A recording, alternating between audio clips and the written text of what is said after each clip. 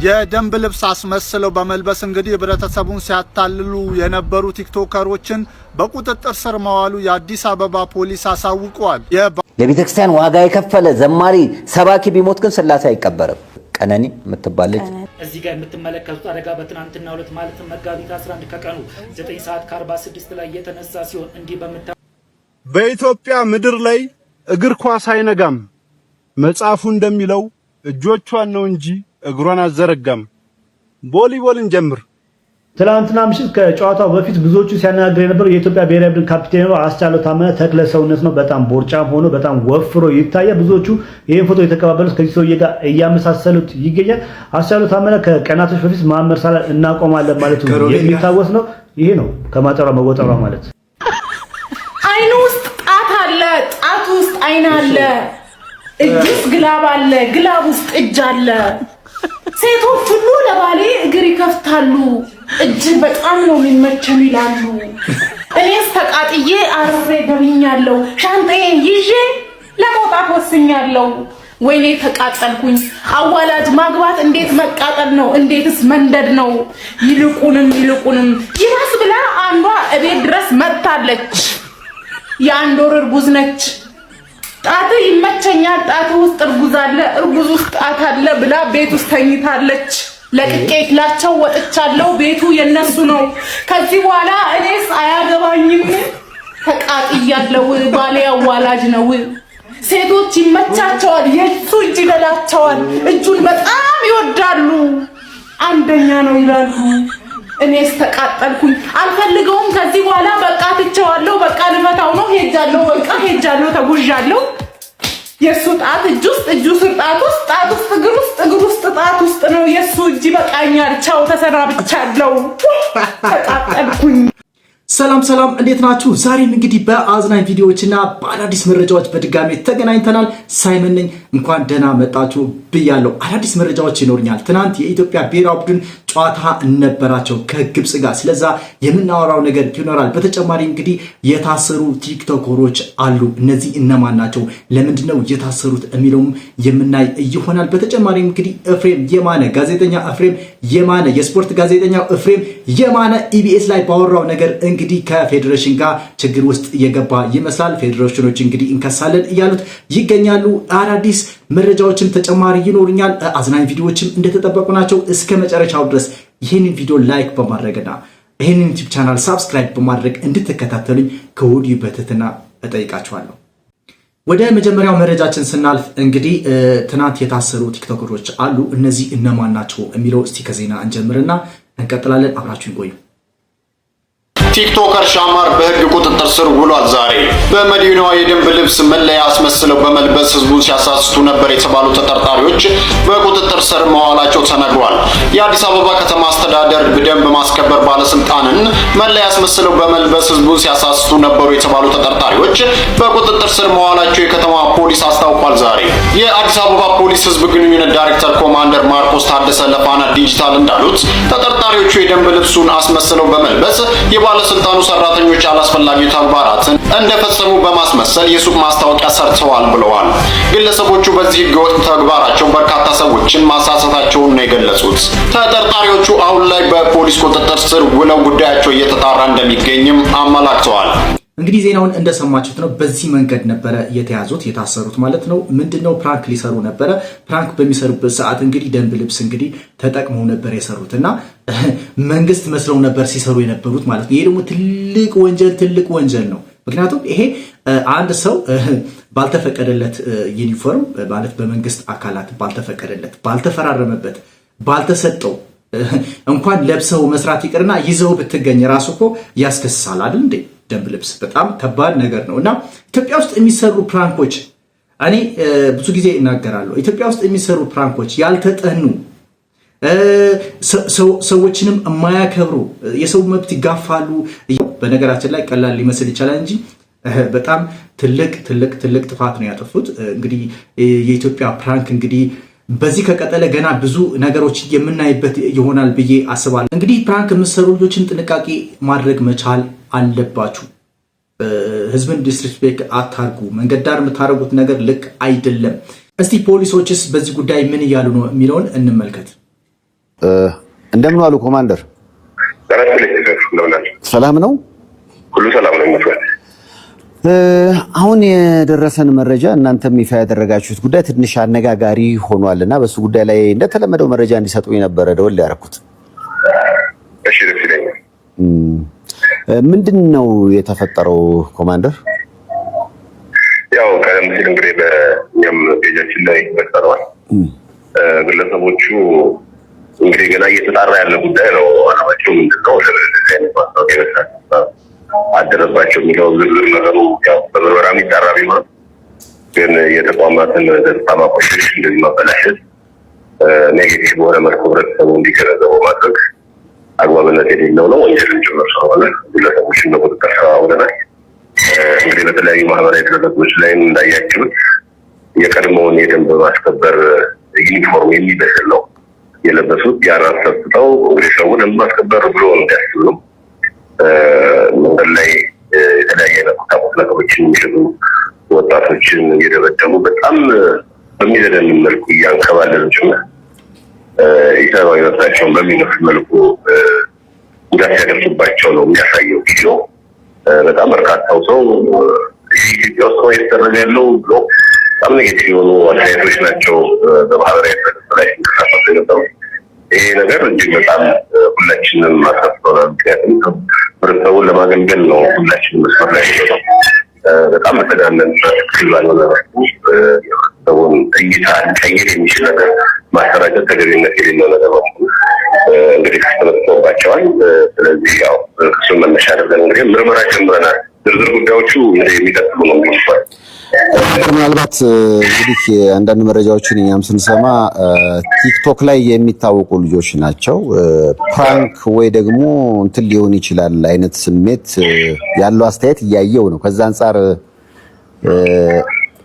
ምናልባት እንደዚህስ ቢሆን ምንድነው የሚጠብቃቸው ጣፈንታ? ያው ከዚህ በኋላ የኛ ስራ ሊሆን የሚችለው ምርመራ የማጣራት ጉዳይ ነው። ከዛ በኋላ ክሱ ካለቀ ክስ እንዲመሰረት ነው የሚደረገው። ከዛ በኋላ በቀጣይነት የሚሆነውን ነገር አብረን ነው የምናየው። ዞሮ ዞሮ ግን አለማወቅ ተጠያቂነት አይደለም። አንዳንድ ግለሰቦችን ባለማወቅ ሊሆን ይችላል የሚል ሀሳብ እየሰጡ ነው ያሉት።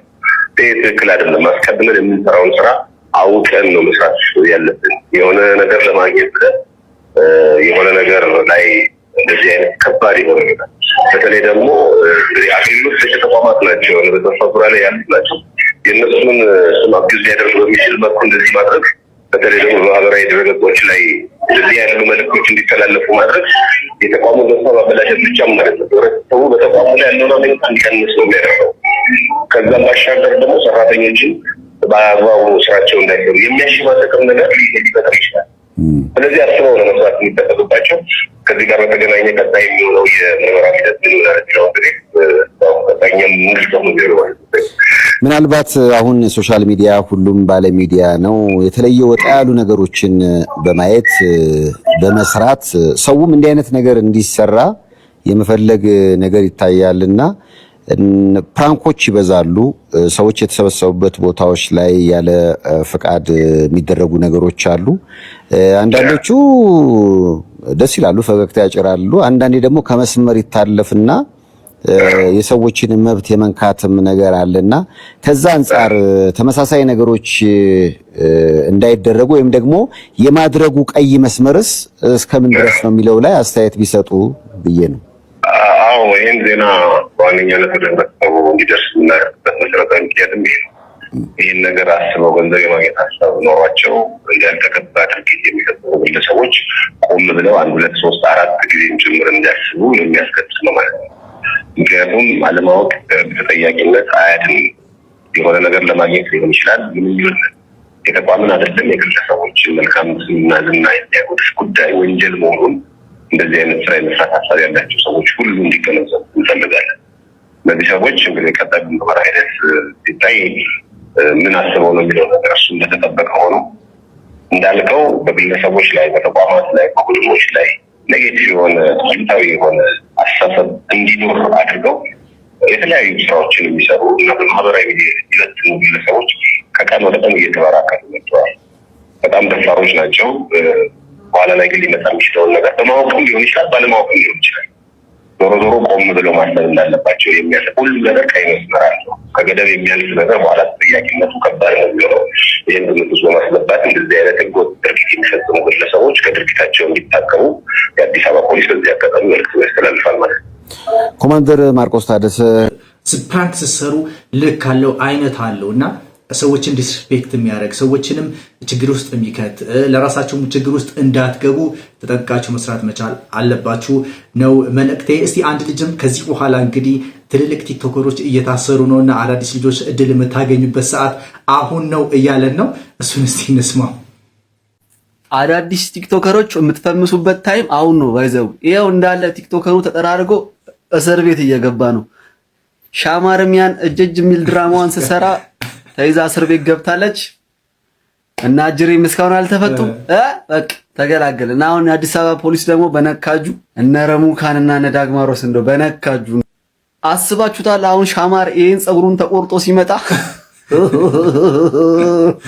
በነገራችን ላይ ሻማር ከዚህ ከፀጉሩ ጋር በተያያዘ አንድ ቪዲዮ ለቆ ነበር ከሁለት ቀን በፊት ማለት ነው። በፊት ፀጉሬን እንደቆረጥ ነውና ማስታወቂያ ፈልጉልኝ ሲል ነበረ። በማስታወቂያ ነው ፀጉሬን መቆረጥ የምፈልገው። ፀጉሩን ሲያነሳ የሆነ ስፖንሰር እንዲያገኝ ማለት ነው። በፀጉሩን በማንሳቱ ብቻ የሆነ ማስታወቂያ ሊሰራበት ነበር ያሰበውና አጋጣሚ ሆኖ ግን የእድል ጉዳይ የነገ ውሏችን እንግዲህ አናውቀውም። የዛሬን ብቻ ነው የምናውቀውና እስር ቤት ገብቶ እንግዲህ በነፃ ፀጉሩ ሊነሳ ነው ማለት ነው። ነው እንግዲህ ሰዎች ተጠንቀቁ፣ አሁንም ተጠንቀቁ ነው። እስቲ ወደ ቀጣይ ቪዲዮ ከቀነኒ ጋር በተያያዘ እንግዲህ እስካሁን ድረስ ምንም አይነት የፖሊስ መረጃ አልወጣም። ምክንያቱም ልጅቷ የአስከሬኗ ሳይመረመር እንግዲህ የቀብር ስነስርዓቷን አይፈጸምም። ስለዛ ጉዳይ ፖሊስ የሰጠው መረጃ እስካሁን ድረስ የለም። ስለሷ ምንም አይነት መረጃ እስካሁን ድረስ እየተሰማ አይደለም። ብዙዎችም አንድ ፎቶ ግን ተለቆ ነበረ፣ ትንሽ ወጣ ያለ ፎቶ ፊቷ ስትመታ የሚያሳይ ፊቷ ተመቶ በጣም ቀይ በቀይ ሆና እዚህ ጋር እንደምትመለከቱት ነው። ይህን ፎቶ ብዙ ሰዎች ከዚህ ፎቶ ተነስቶ እንግዲህ ቀነኒ ችግር ውስጥ ነበረች፣ ጥቃት ይደርስባት ነበረ ይሉ ነበረ። ስለዚህ የአስክሬን ምርመራዋን ቶሎ ቢነገር የሚሉ ሰዎችም አሉ። ምክንያቱም የሆነችውን ነገር መታወቅ መቻል አለበት እያሉ ይገኛሉ። ይህ በሚልበት ሰዓት ግን አንዳንድ ሰዎች ደግሞ የማይሆን ነገር ሲያወሩ ስትመለከት በጣም ነው የሚያናደው። እስቲ ይህን ቪዲዮ አይተን እንመለስ። ምን ለማለት ፈልጎ ነው? ቆይ ሰዎች ስለዚህ ልጅ ፍትህ፣ ስለ ቤተሰቦቿ ፍትህ ከማውራት ይልቅ ምንድነው እያለ ያለው? እኔ ራሱ ግራ አጋባኝ። ሰውዬ ምንድነው የሚፈልገው? እስቲ እንስማው። ለቤተክርስቲያን ዋጋ የከፈለ ዘማሪ ሰባኪ ቢሞት ግን ስላሴ አይቀበርም። ቀነኒ የምትባል ልጅ አርፋ ነበር። የአሟሟቷ ጉዳይ አጠያቂ ቢሆንም እችል ሞታለች። የተቀበረችው የት ነው? ካቴድራል፣ ስላሴ ካቴድራል መንበረ ጸባዖት። ለምን? የታዋቂ ጮኛ ስለሆነች ታዋቂ ስለሆነች በአጥቢያ ለምድር ያልተቀበረችው? አይሽ አሁንም ያልጸዳ አሰራር እንትን ውስጥ እንዳለ ካቴድራል ውስጥ ለቤተክርስቲያን ሰማችሁት? ምንድነው እያለ ያለው? ግራ የሚያጋባ ነገር ነው። ስለዚህ ልጅ ፍትህ ከማውራት ይልቅ እዚህ ጋር የተቀበረችው ቅናት። ቆይ እሷ አንዴ አርፋለች አይደል እንዴ? ብታርፍበትስ? አንዳንድ ሰዎች እኔ ግራ ያጋቡኛል። ምን ፈልጎ ነው አሁን የሰውዬ ምንድነው እያለን ያለው? ፖለቲካ ነው እያወራ ያለው ወይስ ሌላ መልእክት ነው እያስተላለፈ ያለው? ምንም ግራ የሚገባ ነገር ነው። እኛ አሁን ስለ ሰብአዊነት ነው እያወራን ያለው። ልጅ የደረሰባት ጥቃት ወይም የደረሰባት የግድያ ወይም የሞተችበት መንገድ ወይም ያረፈችበት መንገድ ልክ አይደለም፣ ግልጽ ሊሆንልን ይገባል ነው እያልን ያለ። እንደ ሰውኛ ነው እያወራን ያለው። እህት አለን፣ እናት አለን። ሴት ልጅ በዚህ መንገድ መሆን የለበትም፣ ጥቃት ሊደርስባት አይገባም እያለ ህዝቡ እዚህ ግን የተከበረች ምናምን። እስቲ ወደ ሌላ መረጃ እንሂድ። እዚህ ጋር የምትመለከቱት አደጋ በትናንትናው ዕለት ማለትም መጋቢት 11 ከቀኑ 9 ሰዓት ከ46 ላይ የተነሳ ሲሆን እንዲህ በምታዩት መልኩ ማዲያ ውስጥ እንደተነሳም ከቦታው የደረሱ መረጃዎችን ያመለክታሉ። ሹፌሩ ተገቢውን ጥንቃቄ ሳያደርግ ማለትም ሞተር ሳያጠፋ ነዳጅ በመቅዳት ላይ እያለ የሚነዳት ዳማስ መኪና እንዲህ ባለ መልኩ ከጥቅም ውጪ መሆኗ በንፋስ ስልክ ላፍቶ ክፍለ ከተማ ወረዳ 15 አጫሉ ጎዳና አካባቢ አደጋው እንደተነሳም ለማወቅም ችያለሁ። ከኋላይ እንደምትመለከቱትም እሳቱ በተነሳ ወቅት 2 ነዳጅ የጫኑ ቦቴ መኪናዎች እንደነበሩም ለማወቅም ችያለሁ። ነገር ግን እሳቱ ከፍተኛ ጉዳት ሳያደርስ እንደጠፋም መረጃዎችም ያመለክታሉ። በዚህ አጋጣሚ ግን ሹፌሩ ጥንቃቄ እንዲያደርጉ ይህን ማሪያ ስለሚሆናቸው ይህንን ቪዲዮ ሼር፣ ኮፒ ሊንክ እንዲሁም ወደ ስፖርት መረጃችን ስንመለስ እንግዲህ ትናንት የኢትዮጵያ ብሔራዊ ቡድን ለዓለም ዋንጫ ማጣሪያ ጨዋታ ነበራቸው ከግብጽ ጋር ማለት ነው። ትናንት ማታ ነበር የተደረገው። በዛን ጨዋታ እንግዲህ ብዙዎች ኢትዮጵያ ማሸነፍ አትችልም ሲሉ ነበረ። በእርግጥ እንደዛ ማለታቸው ብዙም ቅር የሚያሰኝ አይደለም። ምክንያቱም አሁን ያለበት የግብጽ የእግር ኳስ ደረጃና እኛ ያለንበት የእግር ኳስ ደረጃ በጣም ሰፊ ልዩነት አለ። እነሱ ትልልቅ ፕሮፌሽናል አላቸው። የኢትዮጵያ ተጫዋቾች ፕሮፌሽናል ተጫዋች እንኳን በቅጡ የላቸውም። እነዚህ የተመረጡት ለብሔራዊ ቡድን የተመረጡ ተጫዋቾችስ ምን ያክል ፊት ያደርጋሉ፣ ምን ያክል ለዚህ ደረጃ ለዚህ ጨዋታ ይመጥናሉ የሚለውን እሱም አጠያያቂ እንዳለ ሆኖ ማለት ነው። ከዛም በተጨማሪ እንግዲህ ኢትዮጵያ ከሜዳቸው ውጭ ነው የሚጫወቱት። የፌዴሬሽኑ አሰራር ልክ አይደለም ተብሎ ይታማል። ከብዙ አንግል እንግዲህ ግብጽ ታሸንፋለች ተብሎ የመጀመሪያው ከጨዋታ በፊት የተሰጠውን ግምት ብዙም እንትን የሚያስብል አይደለም እውነታ እስከሆነ ድረስ። እስቲ በዚህ ጉዳይ አንድ ዘገባ አለ፣ እሱን አይተን እንመለስ። ትናንት ባደረጉት ጨዋታ ውጤት ለመጥቀስ ያክል ግን ግብጾች እንግዲህ 2-0 በሆነ ውጤት ኢትዮጵያን ማሸነፍ ችለዋል። እስቲ አንድ ዘገባ አለን፣ እሱ አይተን እንመለስ። ከኢትዮጵያ 2-0 ሽንፈት በኋላ አሰልጣኝ መሳይ ተፈሪ ምን አለ የሚለውን ነገር በቪዲዮ አያይዤላችኋለሁ። ቀጣይ ተጋጣሚያችን ማለትም ጅቡቲ ከጊዜ ወደ ጊዜ የተሻሻለ እንዲሁም ለውጥ እያመጣ ያለ ብሔራዊ ቡድን ነው ሲል ሀሳቡንም ሰጥቷል። ከዛ በፊት ግን ያስቻለው ታመነ የትናንት ምሽት ፎቶ በአሁኑ ሰዓት እጅግ እያነጋገረን ይገኛል። ፎቶንም አስቀምጬላችኋለሁ። መሳይ ትላንትና ምሽት ከጨዋታው በፊት ብዙዎቹ ሲያነጋግር የነበረው የኢትዮጵያ ብሔራዊ ቡድን ካፒቴኑ አስቻለው ታመነ ተክለ ሰውነት ነው። በጣም ቦርጫም ሆኖ በጣም ወፍሮ ይታያል። ብዙዎቹ ይህን ፎቶ የተቀባበሉት ከዚህ ሰውዬ ጋር እያመሳሰሉት ይገኛል። አስቻለው ታመነ ከቀናቶች በፊት መሐመድ ሳላህ እናቆማለን ማለቱ የሚታወስ ነው። ይሄ ነው ከማጠሯ መወጠሯ ማለት ነው። ቦርጩ በዚህ ልክ እንደዚህ ሆኖ ለኢትዮጵያ ብሔራዊ ቡድን መጫወት እንግዲህ ምን ያክል ከባድ እንደሆነ አስቡት። እነዚህ ናቸው እንግዲህ ሜዳ ውስጥ ገብተው የተጫወቱት ማለት ነው። ስለዚህ ምንም 2-0 እንደውም ሲያንስባቸው ነው። በዚህ ከሆነ በእንደዚህ አይነት አቋም ሜዳ ውስጥ ገብተው 2-0 እንደውም በጣም ጠባብ ውጤት ነው። ምክንያቱም ግብጾች እንደውም ምንድነው ጉልበታቸውን ቆጥቦ ምክንያቱም 3 ነጥብ ብቻ ስለሚፈልጉ ቀለል አድርገው ተጫውተው በቃ ውጤት ብቻ ይዘው ለመውጣት የተጫወቱ ነው የሚመስሉት። በቃ ውጤት ይዘው ለመውጣት ብቻ 1 ይሁን 10 ይሁን ችግር የለባቸውም። ግን ምክንያቱም ከፊታቸው ብዙ ጨዋታ አለ። ሳላ እንደምታስቡት በጣም ብዙ ጌሞች አሉት ከፊት። ሌሎችም ፕሮፌሽናል ይበዙባቸዋል የግብጾችና ቀለል አድርገው ነው ያሸነፏቸው። ብዙም ይህን ያክል እንትን አይደለም። ምክንያቱም 2-0 ሲደርሱ በቃ ምንም በዚሁ ሊያልቅ ይችላል ጨዋታው። ይህን ያክል አልተጨነቁባቸው እንጂ ከዛ በላይ ጎል መግባት ይችል ነበረ። ለማንኛውም ጥራት ችግር አለ፣ አሰራር ችግር አለ እየተባለ ይገኛል። እስቲ በዚህ ጉዳይ ደግሞ ጋዜጠኛ ኤፍሬም የማነ የተናገረውን ስለ እግር ኳስ ፌዴሬሽን እስቲ አንዴ እሱን ተመልክተን እንምጣ። የኢትዮጵያ ብሔራዊ ቡድን አያሸንፍ። ኢትዮጵያ አፍሪካ ዋንጫው ጀማሪ ነች። አፍሪካ ዋንጫውን ያስፋፋች ለእግር ኳስ ያስተማረች ነች ለአፍሪካውያን። አሁን ግን እንደ ጭራ ወደ ኋላ ነው የቀረነው። አንድ ስታንዳርድ ዘመናዊ ስቴዲየም የለም። ትውልድን ሰብስቦ ይዞ በደንብ ገባ በቁጭት። በዚህ ሂደት ውስጥ ራሱ ናሽናል ቲሙ ከአይንም ከልብም የራቀ ነው። አለ እንደ ይለዋል ካሁን የኢትዮጵያ ብሔራዊ ቡድን ሲጫወት እንዴ አለ እንደ ይለዋል። ምክንያቱም ከ800 ምናምን ቀን በኋላ ነው የሚያሸንፈው ብሔራዊ ቡድን። የዩናይትድ ታናሽ ወንድም ነው። ናሽናል ቲም ካልተጫወተ ነው የሚያሸንፈው። ያስተርጉምልና እና የዩናይትድ ታናሽ ወንድም አለው። ካልተጫወተ ብቻ ነው የሚያሸንፈው ነው የሚባለው እንግዲህ የኢትዮጵያ ብሔራዊ ቡድን። ምክንያቱም አርፈ ከተቀመጠ ብቻ ነው የማይሸነፈው እንደማለት ነው መሰለኝ። ኤፍሬም የማነ እንግዲህ በዚህ መንገድ ነበር የኢትዮጵያ ብሔራዊ ቡድን የገለጸው። ኢቢኤስ ላይ ቀርቦ በተናገረው ማለት ነው። ስለ እግር ኳስ ፌዴሬሽን አንስቷል። ስለ ኢትዮጵያ እግር ኳስ አንስቷል። ብዙ ነገር ነበር እያነሳው። እንግዲህ ስለ ኢትዮጵያ እግር ኳስ አሰራር ልክ እንዳልሆነ ባነሳበት እንግዲህ የኢትዮጵያ እግር ኳስ ፌዴሬሽን እንግዲህ ለኤፍሬም የማነ ወጥቶ በይፋ ይቅርታ እንዲጠይቅ ካልሆነ ግን ክስ እንደሚመሰረቱ ተናግረዋል። በዚህ መንገድ እንግዲህ ብዙዎች በዚህ ጉዳይ ላይ ሀሳባቸውን እየሰጡ ይገኛሉ። የኢትዮጵያ ኳስ ፌዴሬሽን ጋዜጠኛ ኤፍሬም የማነ ጋር እንደዚህ ከማለት ይልቅ አሰራራችሁን ብታስተካክሉ እያሉ ነው ብዙ ጋዜጠኞችም ጭምር። እስቲ ምን አሉ የሚለውን ትልልቅ ጋዜጠኞች ምን አሉ የሚለውን እንመልከት። ከኤፍሬም የማነ ጎን ነኝ ሲል እውቁ የኳስ ተንታኝ መንሱር አብዱል ቀኒ ተናገረ። ኤፍሬም እንደ ጋዜጠኛ የፈለገውና የመሰለው መናገር ይችላል ያለው መንሱር አብዱል ቀኒ የሱን ሐሳብ እንደ አዳነ ግርማ ልክ አይደለም ብሎ መቃወም ችግር የለውም፣ ሆኖም ግን ወተ ፕሮግራም ያቀረብክበት መድረክ ላይ ዳግም ቀርበን ይቅርታ ጠይቅ፣ ካልሆነ በህግ እንጠይቃለን ማለት አግባብ አይደለም ሲል ገልጿል። መንሱር አክሎም አሶሴሽኑ የሰጠው መግለጫ ውሃ ያልቋጠረና ያልተገራ እንዲሁም ሳይነጋገሩ ዝም ብለው ያወጡት መግለጫ መሆኑ ገልጿል። ልጠይቅ ካሉ በየትኛው ህግ ነው የሚጠይቅ ሲጠይቁት የሚዲያውን ህግ እንዳሁን ከሱ በላይ አያውቁትም፣ እኔ በዚህ ዙሪያ ከባልደረባዬ ጎን ነኝ ሲል ጋዜጠኛ መንሱር አብዱል ቀኒ ተናግሯል። መንሱር አብዱል ቀኒ እንግዲህ ጋዜጠኛ መንሱር አብዱል ቀኒ እንግዲህ ከኤፍሬም ጎን መሆኑ ተናግሯል። ከዚህ ይልቅ አሰራራችሁን ብታስተካከሉ ነው ብዙዎች እያሉ ያሉት። እስቲ ሌላም አለ ስለ በዚህ ጉዳይ ላይ ያወራ፣ እሱንም አይተን እንመለስ። ከአርቲስት በቀጥታ መጥቶ የእግር ኳስ ፕሬዝዳንት የሆነባት ሀገር እኮ ነች።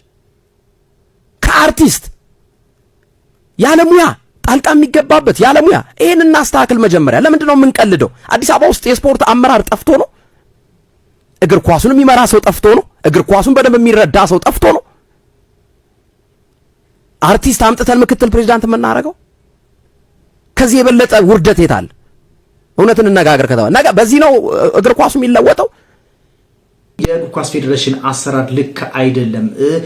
እዚህ ጋር የተሾመው አካል ምክትል ሆኖ የተሾመውን አካል ልክ አይደለም፣ ለቦታ የሚመጥን አይደለም በማለት እንግዲህ ብዙዎች ቅሬታቸውን እያሰሙ ነው የሚገኙት። ስለዚህ የእግር ኳስ ፌዴሬሽንም ይሄን ነገር እንግዲህ ራሱን መፈተሽ መቻል አለበት። እግር ኳስን ለማሳደግ እንግዲህ ራሱን መፈተሽ ይሻላል። ከጋዜጠኞች ጋር እንደዚህ ሰጣ ገባ ውስጥ ከመግባት ይልቅ ራስን ማስተካከል ራስን ማሻሻል ይቻላል። እንደዛ መንገድ ቢከተል ጥሩ ነው ባይነኝ።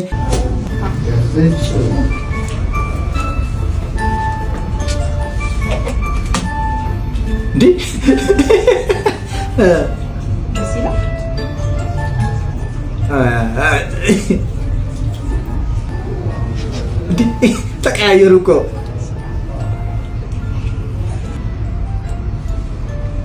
ሲላ የት ጋርሽ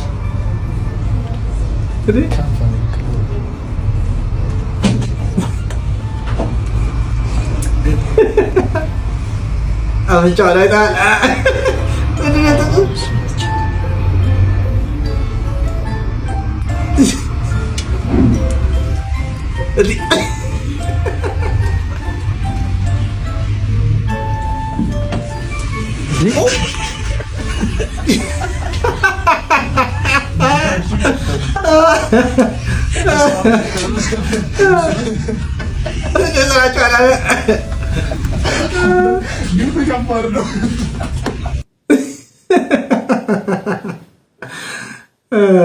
ለማንኛውም ለዛሬ የነበረኝን ይሄን ይመስል ነበር። እስካሁን ድረስ አብራችሁን ስለቆያችሁ ከልብ አመሰግናለሁ። ይሄን ቪዲዮ ላይክ ያላደረጋችሁ ላይክ አድርጉ። ይሄን ዩቲዩብ ቻናል ሰብስክራይብ ያላደረጋችሁ ሰብስክራይብ አድርጉልኝ። በቀጣይ እንግዲህ በደዚህ አይነት በአዳዲስ መረጃዎችና በአዝናኝ ቪዲዮዎች እስከምንገናኝ እንግዲህ መልካሙን ለእናንተ ይሁን። ቻው።